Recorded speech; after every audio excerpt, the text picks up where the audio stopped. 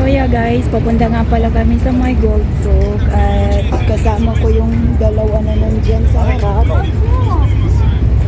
At galing nga pala sa Algubayba Metro Station ay magbabangka kami ng sa halagang 1 dirham lang. So ayan, sasakay nga pala kami ng bangka-bangka sa halagang 1 dirham lang. Piso. Excuse me? Masyadong mainit.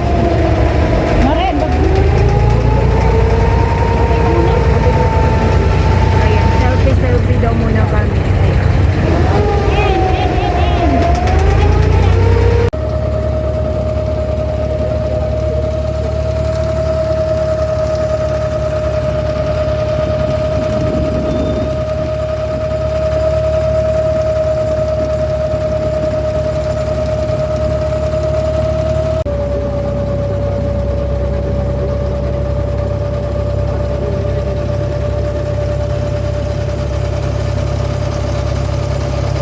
Nandito na kami sa my Gold Souk Dera at medyo mainit-init pa. May tumabaya po.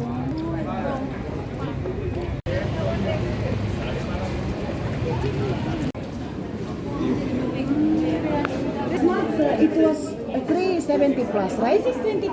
So, 370 plus ka nga.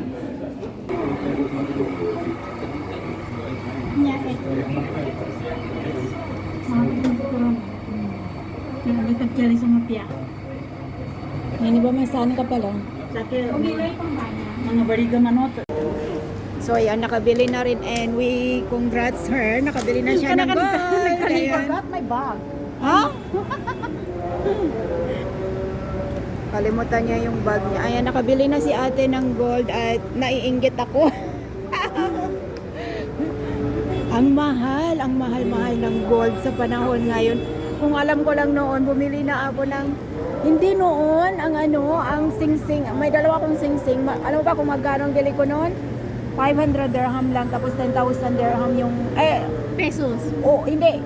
500 dirham ang isang sing-sing, tapos binili ko ng dalawa, bali, 1,000. Oo, 1,000. May discount pa yun na kasi dalawa yung binili ko. Ay nako, kung sana noon bumili ako ng maraming gold, ngayon mayaman na ako. So yun, bumili si ate ng ng kwintas at saka earring. Ay, papyanan niya. Oh. Grabe, ang mahal ng ngayon gold. Inside is Hey, how much this? I give you very Sana special yun, price. How much? 50 dirham. 50. Yes. You need more cheaper, I have more cheaper. You need more best quality, I have more. Hindi, maganda. Kaya, salamat, Magitay. mabuti. Tawas kilikili. Tawas kiligili sabi niya. Ayan, nandito kami sa old market. At yun nga, mauwi na daw kami kasi wala nang pera si ate. Naubusan ng pera. At sinamahan lang namin, nakailang bote na ako ng tubig. Gamitan ko sa nectar, the amo ko. Ha? Hindi niya pagkalima.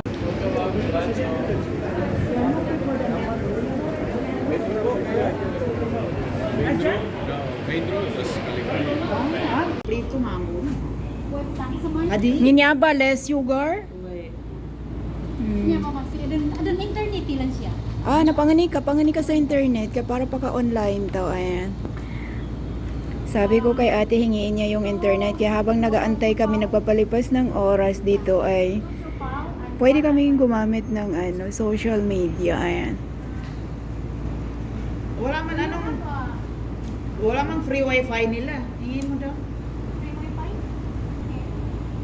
Wala daw free wifi? Ngingani ni panggulanan ka.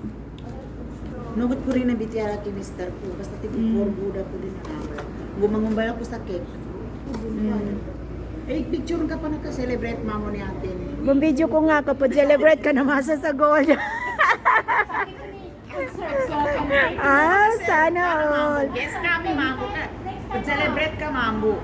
Oh, nagse-celebrate siya kasi bumili siya ng earrings, bumili ng necklace, and sana all. So, pag mag-post mo yan, dadami na naman mo. Bumili siya ng gold, tapos i-post ko daw ito, marami daw mangutang. Ayaw mo nun. Maganda yung nalalapitan tayo, hindi tayo yung lumalapit. Di ba?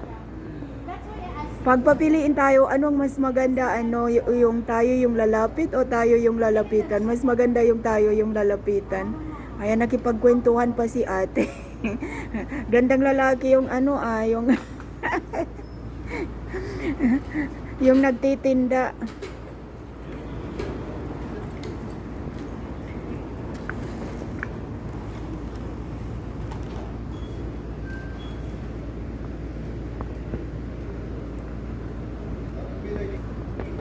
Hinto ba?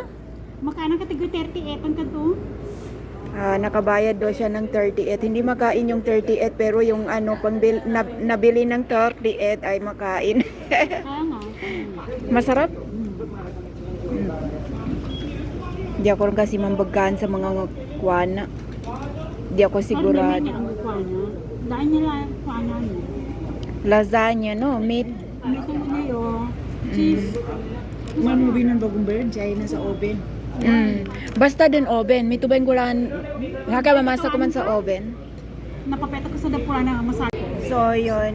Kainin muna namin yung celebration ni ate.